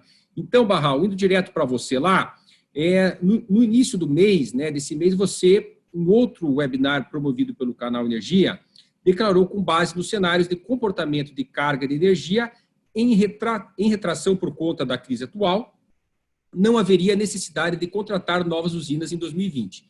E já há projeções que esse cenário de retração da economia possa se prolongar mesmo no pós-pandemia. A EPE já pensa em rever os planos de expansão, como isso interfere na pauta da modernização do setor elétrico. Por favor, Barral. Bom, vamos lá. Antes de tocar essa questão, eu não posso deixar enfim, de reagir de alguma forma aos comentários dos autores, porque eu acho que tocaram realmente na importância tanto da discussão da eficiência energética quanto da pesquisa, desenvolvimento e inovação no atual momento, não só pela Covid, mas no atual momento, tendo em vista as transformações que a economia, o setor de energia, a indústria de energia, de uma forma mais ampla, está passando. Então, eu queria só trazer em perspectiva um caso, quer dizer, vários países e regiões têm anunciado pacotes, como, por exemplo, a Europa, de centenas de bilhões de euros, e em outras regiões, tendo investimentos em eficiência energética e ciência e tecnologia como um elemento fundamental. Então, quando nós pensamos em retenção de cérebros no Brasil, nós temos que ter capacidade de criar espaços para que esses cientistas, esses pesquisadores que querem fazer trabalhos relevantes não sejam levados, né, para esses outros projetos, deixando o Brasil mais pobre em termos de inteligência científica e de inovação e de capacidade de eficiência. E aí eu quero, quer dizer, a gente falou muito do mercado de ESCOs, o Brasil tem que olhar a eficiência também sob o prisma sistêmico, né? O Brasil privilegiou durante muitos anos o modal rodoviário, e isso gera ineficiências. O Brasil tem uma quantidade enorme de roubo de energia elétrica, né, perdas comerciais, que é ineficiência sistêmica. O Brasil tem um padrão arquitetônico de edificações pobre, que gera ineficiências sistêmicas. A forma como as cidades se organizam, digamos assim, a fraqueza da infraestrutura urbana gera ineficiências. E isso, em última instância, é custo Brasil, é perda de competitividade. Então, a gente pensar, e aí, nesse aspecto, a eficiência se comunica, são a mesma coisa do que ciência, tecnologia e inovação. É pensar soluções realmente estruturantes para o país, e isso não tem jeito, envolve a articulação de políticas federal, municipal, estadual, isso envolve alianças das políticas com as empresas. Então, quando eu trago aqui, né, a discussão de plano decenal, que Luiz Fernando colocou, o plano decenal ele reflete, grande parte, políticas vigentes e algumas políticas anunciadas ou em gestação, em elaboração, né? 10 anos é um período muito curto para que a gente possa enxergar os benefícios da eficiência energética sistêmica e da inovação de uma forma mais ampla. A gente tem que alcançar um horizonte ainda mais distante para ter a dimensão dessa transformação, que investir nesses dois campos hoje com políticas consistentes, né, a gente vai colher esses resultados. Então, esse era digamos assim, o link que eu queria fazer entre as discussões anteriores e o plano decenal e a perspectiva de crescimento da infraestrutura de energia nos próximos anos. Sim, a última revisão que nós apresentamos de projeção da carga reflete uma queda de PIB em 2020 da ordem de 5%. Esse número pode ser ainda pior, né, pelas últimas dados realizados e anunciados recentemente, pode ser até pior do que isso. E cabe, obviamente, a nós ajudar a reverter, né, de alguma forma, fazer com que a retomada dessa crise possa ser mais acelerada. Bom, nesse sentido, de fato, o plano decenal ele está sendo reformulado, né? Até temos tido interações constantes com o Ministério de Minas e Energia, a equipe do Elvio e do secretário Reive. no sentido de atualizar, já estamos com alguns cenários atualizados de demanda de energia elétrica, de combustíveis, e a partir disso nós fazemos o balanço estrutural, oferta e demanda, de energia e de potência, né, porque a nossa matriz mudou e nós precisamos olhar essas duas dimensões com cuidado, porque elas inspiram ações, não necessariamente tratamentos, né, cuidadosos em relação a isso, e portanto, nós teremos aí, provavelmente, nas próximas semanas, e, enfim, até julho, alguns cadernos preliminares em que nós vamos apresentar, antecipar, né, em relação ao cronograma usual do PDE, nós pretendemos antecipar alguns números, como já antecipamos da carga, né, de cenários de demanda. Com relação à realização de leilões, de fato, isso vai refletir uma escolha de política e os impactos que esses leilões possam ter em termos de custo de energia para o consumidor final. Então, nós temos a demanda das distribuidoras, que hoje tem um quadro de sobrecontratação de uma forma geral, né? Então, portanto, espera-se um baixo apetite das distribuidoras. Em termos de... ainda continua um processo de migração para o mercado livre, existe, eu acho que essa é uma tendência que continua e que torna cada vez mais complexa a realização dos leilões sob o arcabouço atual de mercado de energia elétrica no Brasil. E isso traz, obviamente, a importância da discussão do PLS 232 e não só do PLS, mas todos os desdobramentos e a implementação da separação lastro e energia, integração gás-energia elétrica, e, enfim, e uma série de outros aspectos relacionados à abertura do mercado.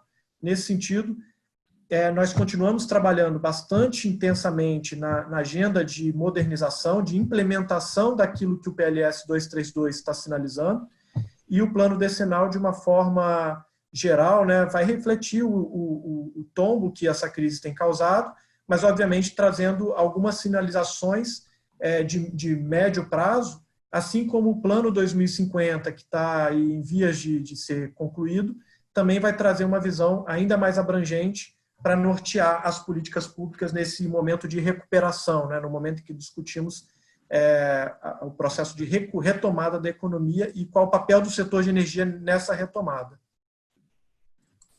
Ótimo, muito bom, Barral. Então, a gente fugir um pouquinho do protocolo, né, devido ao avançar do horário, então eu gostaria de passar a palavra para o Elvio, que identificou uma pergunta lá, a qual ele gostaria de responder, mas eu proponho para que a gente eu vou fazer uma pergunta que foi selecionada aqui, e com base nessa pergunta, se vocês quiserem fazer algum comentário em relação a ela, já também emendar com suas considerações finais, por favor. Tá? Então, a pergunta é a seguinte: o consumidor, especialmente o cativo, vê na GD uma possibilidade de libertação. Como vocês veem o fortalecimento de políticas públicas no sentido de facilitar o acesso da população a essas tecnologias? Elvio, pode emendar com a pergunta que você identificou aí e já emendar também com as considerações finais, por favor. Tá, ok. Obrigado, Viana. Eu iria comentar sobre uma observação final que eu iria fazer sobre são, na verdade, duas questões que, de certa forma, estão relacionadas. Eu não sei se posso falar o nome das pessoas que fizeram a pergunta, eu fico na dúvida, porque eu acho que é público, né? Bom, eu não vou dar o sobrenome, então fica... Um deles é o Elias. Aliás, eu não vou dar o sobrenome, até porque eu acho que eu não sei pronunciar o sobrenome dele. Mas ele fez o seguinte, a pergunta dele é a seguinte: quais métricas estão sendo utilizadas para mensurar os retornos, mensurar se os retornos com PID estão pagando os custos? E uma outra pergunta que, de certa forma, está um tanto quanto relacionada, estamos diante de um momento, foi Camila quem fez, estamos diante de um momento crítico. De um lado, a grave crise econômica agravada pelo Covid. De outro, indicadores de eficiência energética que pouco avançaram nos últimos anos. é o momento de revisar e aprimorar os programas de eficiência. Quais as soluções concretas na mesa para dar efetividade a esses programas no contexto de recuperação econômica? E falando, não está faltando foco, tá, mas de alguma forma, uma parte da pergunta é relacionada à primeira. Porque eu acho, assim, veja só, quanto é que o consumidor paga para os programas, pelos programas de eficiência energética? Na ordem de 2 bilhões de reais ano, né? Mais ou menos isso. Se a gente considerar o que vai para a eficiência pelas distribuidoras, o que vai para a P&D pela ANEEL, o que vai para a P&D pelo FNDCT.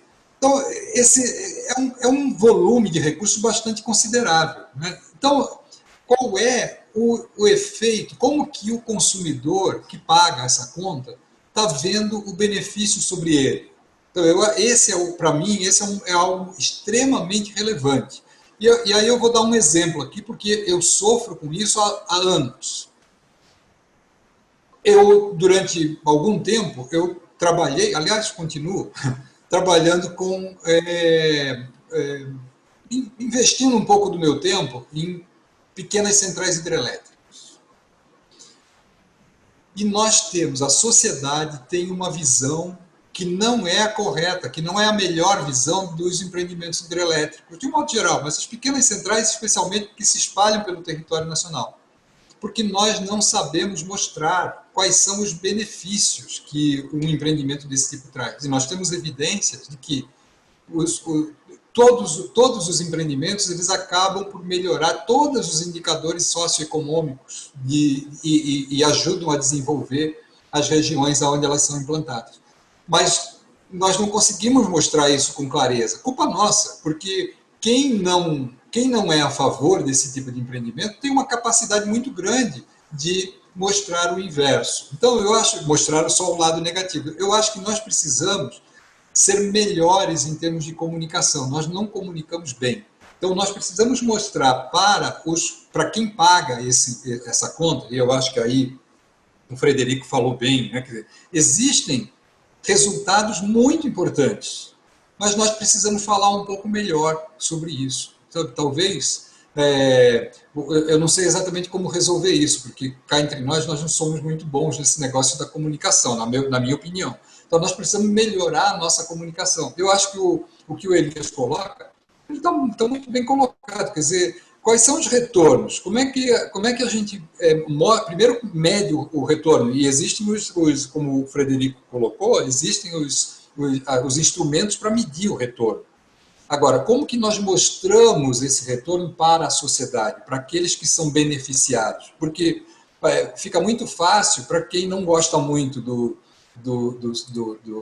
investimentos que são feitos, e fala assim, pera lá, se a gente reduzir, tirar a P&D da conta da tarifa, vai ser uma maravilha, porque vamos pagar menos pela energia. Então fica fácil vender isso se a gente não mostra os benefícios que estão relacionados com os recursos que são aplicados em pesquisa e desenvolvimento. Se a gente não deixar isso claro, os recursos sempre serão questionados. E não adianta, eu sempre gosto dessa expressão também, que não adianta muito pregar para convertido. A gente tem que mostrar para quem é aquele que de vez em quando questiona o recurso que está sendo utilizado. Então, eu acho que a gente tem que falar sobre isso, mostrar que é importante. Então, esse é um dos...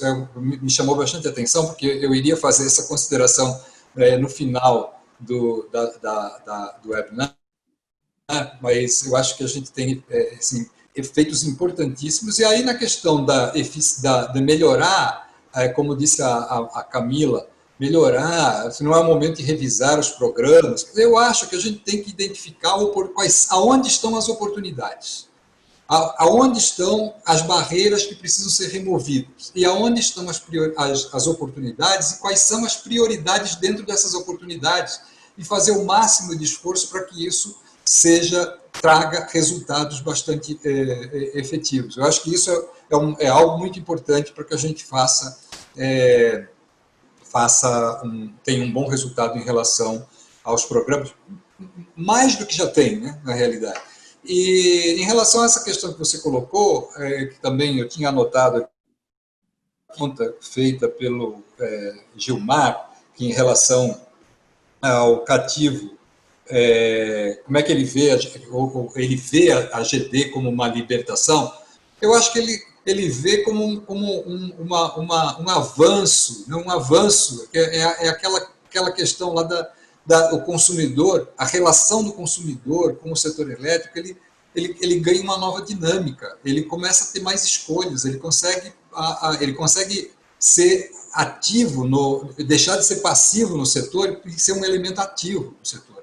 Então, eu acho que as políticas, eu acho que a gente tem discussões curiosas, né? Porque algumas vezes, de novo, é a questão da comunicação. Muitas vezes o setor elétrico ele fala numa direção, isso foi a discussão que todos viram aí, que quem combateu usou até, aliás, foi muito eficiente na comunicação, de falar de taxar o sol, né? Quando o que se queria era alocar custos de forma mais eficiente, e na realidade um posicionamento contrário, ele acabou tendo mais efeito do que aquilo que se queria em termos de benefícios para todos. Então, eu acho que as políticas elas devem ser dessa forma, quer dizer, criar as condições para que eles possam ter acesso, mas que tenham uma distribuição adequada de todos os custos. Então, eu acho que essa é a minha maior preocupação.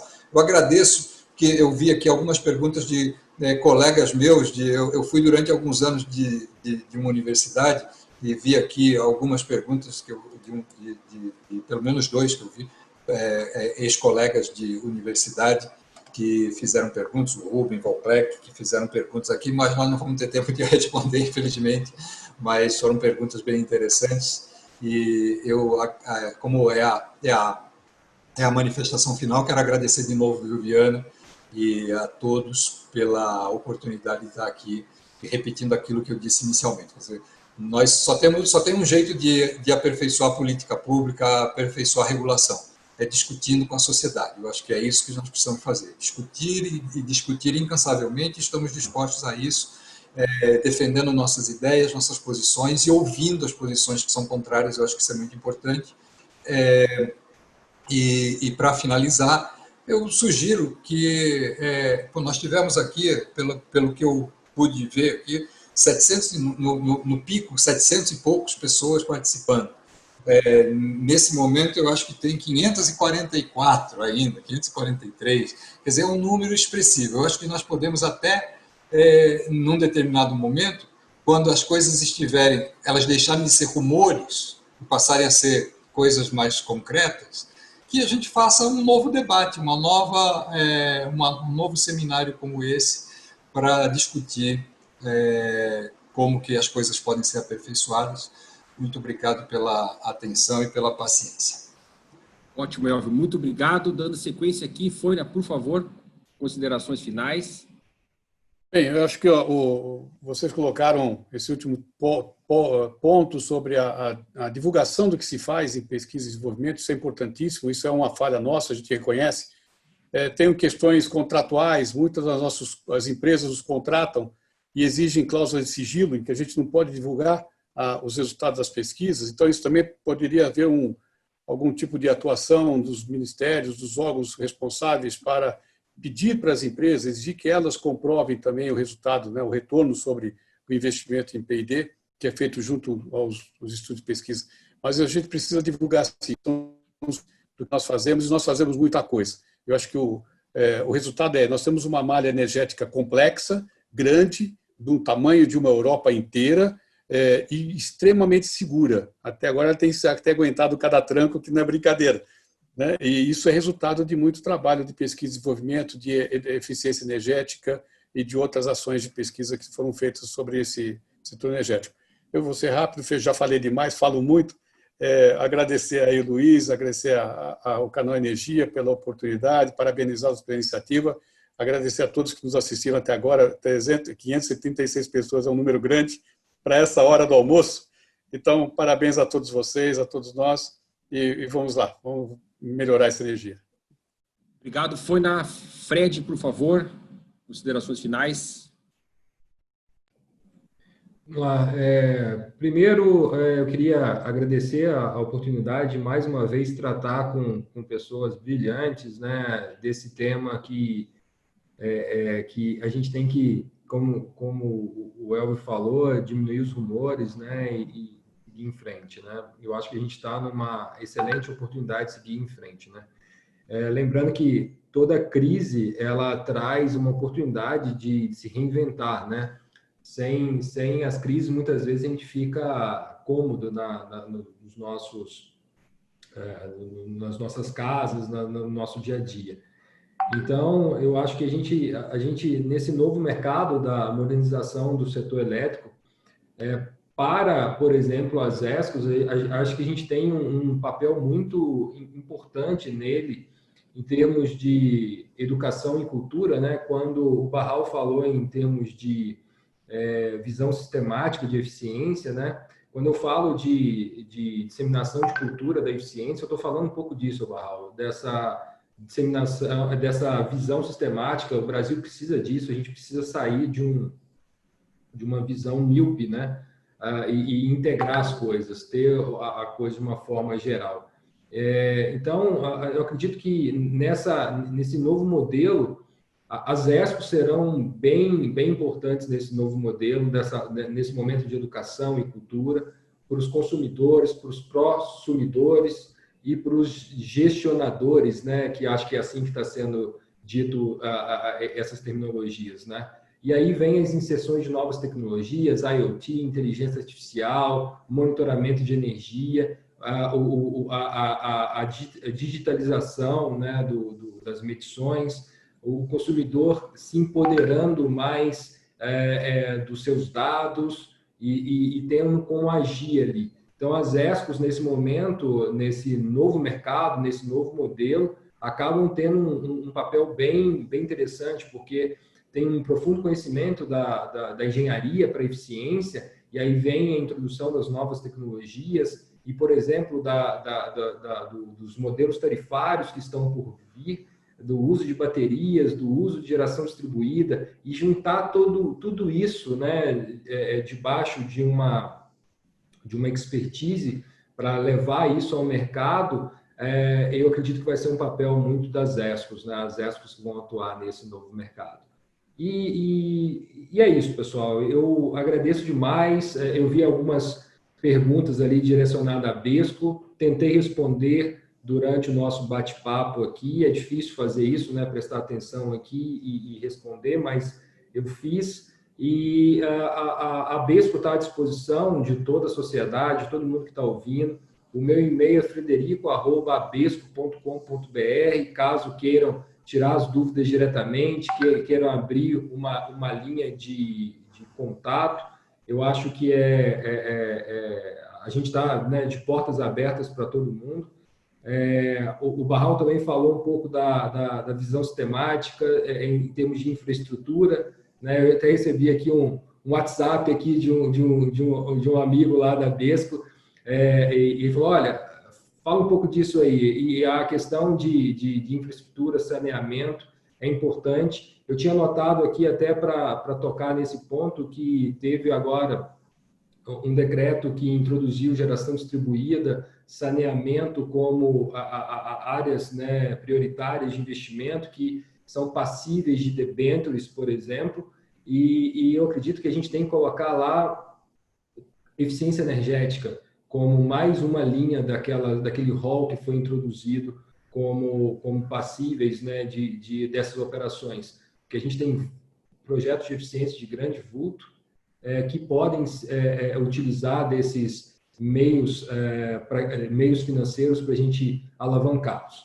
E eu queria, por fim, falar do COBI, do Congresso Brasileiro de Eficiência Energética, que esse ano vai ser online. A gente vai tratar disso que a gente está tratando aqui, da modernização do setor, das novas tecnologias, vai ter painéis de novas tecnologias, vai ter painéis do mercado livre, vai ter painéis de geração distribuída, tudo isso falando dentro do cenário de eficiência energética. E, Luiz, obrigado aí, e brilhante condução do painel, parabéns. Obrigado, Fred. Muito obrigado. Barral, por favor, Barral, considerações finais, por favor. Obrigado. Bom, eu acho que cabe aqui na finalização agradecer, obviamente, a esse espaço, a possibilidade de participar e aprender com vocês nesse debate. Parabenizar pela iniciativa, porque, de fato, nós precisamos falar sobre a importância do P&D, nós precisamos falar sobre os benefícios, os múltiplos benefícios da eficiência energética e ter isso em consideração, fazer com que essa mensagem esteja visível, percebida por aqueles que tomam as decisões, né, nesse momento. Nós temos duas frentes importantes para fortalecimento desses dois campos de desenvolvimento energético, eficiência e inovação, de tecnologia na área de energia, que é a gente trabalhar no desenho dos mercados, ou seja, nós precisamos ter, ainda mais com a descentralização dos sistemas energéticos, a gente está falando de geração distribuída, a gente está falando de resposta da demanda, não dá para gerenciar e dar os sinais adequados se for no comando e controle numa gestão centralizada, né? A gente estava falando de conta Covid agora há pouco, né? A conta Covid é uma gestão centralizada de contratos em nome dos consumidores, né? E num futuro em que a gente tem uma maior participação do mercado livre, os agentes com maior protagonismo, nós podemos ter outras formas de lidar com a crise, né? E, sobretudo, formas mais eficientes de absorver as novas tecnologias e as oportunidades e capturar os benefícios da eficiência energética. Então, desenho de mercado é fundamental e, obviamente, a regulação associada. Então, eu reforço a importância de termos coragem de defender e construir consensos em torno da modernização do setor elétrico, fazendo coro aqui a que Elvio já colocou, levar da teoria para a prática, transformar o discurso em ação. Isso é muito importante, né? E o segundo aspecto é o desenho das políticas públicas, né, que nós estamos falando, de que forma que nós podemos desenhar políticas públicas que levem a gente poder colher os benefícios de médio e longo prazo, que essas duas linhas de atuação da política pública podem trazer. E, para isso, precisa dar visibilidade. Nós precisamos ter dados, né? O Brasil hoje ainda tem muita dificuldade de saber quanto que investe em ciência, tecnologia e inovação no setor de energia. O Brasil tem dificuldade de dizer quanto gasta, onde gasta, como gasta, de onde vem, para onde vai. A gente ainda tem dificuldade. Então, a gente precisa, de fato, fazer esse tipo de debate, trazer visibilidade para esses benefícios, para esse retorno de longo prazo, de forma a moldar as escolhas de uma forma que, de fato, essas duas coisas não fiquem invisíveis no momento de tomada de decisão, né, à sombra de efeitos de mais curto prazo. Então, eu acho que é importante essa conciliação, e os desenhos de mercado e o desenho dessas políticas precisam estar na pauta do dia nesse atual momento, porque são fundamentais. A Europa, Estados Unidos, China, como eu falei, pacotes bilionários. Estão investindo em quê? Eficiência sistêmica, digitalização, transformação do sistema de energia a partir de novas tecnologias. Eles vão colher esses resultados. O Brasil vai colher o quê? O que plantar hoje. Então, era essa a minha mensagem. Obrigado, Barral. Bom, quero fazer um breve fechamento aqui. Em primeiro lugar, eu quero novamente agradecer o Canal Energia, uma mídia importantíssima aí no nosso setor elétrico, e quero agradecer aqui os nossos painelistas, que promoveram uma conversa de alto nível, né? Foram um pico aí, mais de 700 pessoas acompanhando, estamos com quase 500 ainda, 2 horas de conversa, então acho que vocês, com muito louvor, conseguiram segurar essas 2 horas com muito conteúdo também. Eu, particularmente, junto com o nosso público, aprendi bastante também. Mas só para fechar, eu acho que eu fiz algumas anotações aqui. Eu acho que o que ficou muito evidente é a questão da comunicação assertiva, né? Eu acho que a gente precisa de publicidade e comunicação assertiva. Nas minhas costas aqui, vocês estão vendo umas fichinhas azuis. Cada fichinha dessa representa um projeto finalizado aqui do LACTEC. São mais de 400 nesses 20 anos que completamos agora, mês que vem do programa, né?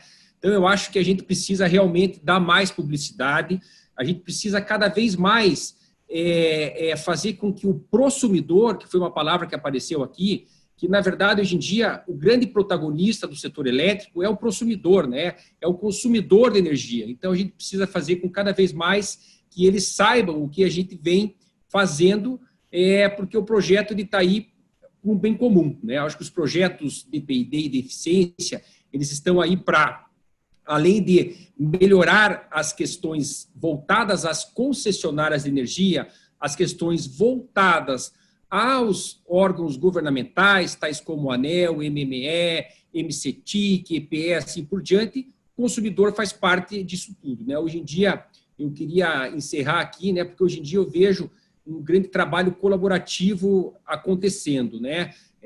Vocês todos estão muito abertos às nossas questões, né? As associações estão muito bem representadas aqui, então eu acho que a gente precisa conversar cada vez mais e se aproximar cada vez mais. Um bom exemplo disso é a última chamada da ANEEL estratégica, que foi relacionada à mobilidade elétrica, onde a gente viu uma grande união de diversos setores da indústria também. É o setor elétrico se aproximando do setor automotivo, e você gera, esse movimento você gera uma cadeia muito grande, né? Você cresce esse ecossistema e isso faz com que a nossa economia ela seja cada vez mais forte. Eu queria, do fundo do meu coração aqui, agradecer a vocês, eu acho que foi espetacular e surgiu diversas questões que eu pude acompanhar aqui em relação a resultado de projetos. Então, eu queria convidar vocês a participarem do nosso segundo webinar, que vai ser na semana que vem. Mais informações vocês encontrarão nos próximos dias nas páginas aí do canal Energia, da ADEOD e do LACTEC também. E contar com a presença de vocês em futuros eventos. Muito obrigado pelo alto nível da discussão e muito obrigado, público, pela paciência e pela audiência até agora conosco aqui.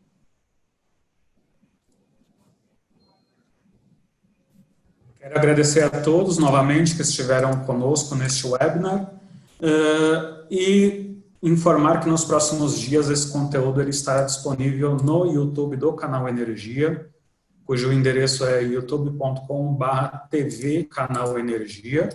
E agradecer novamente aos nossos patrocinadores, LACTEC, DEOD e os nossos apoiadores, a BESCO e a BIPT. Só para finalizar, nós vamos exibir um vídeo de finalização.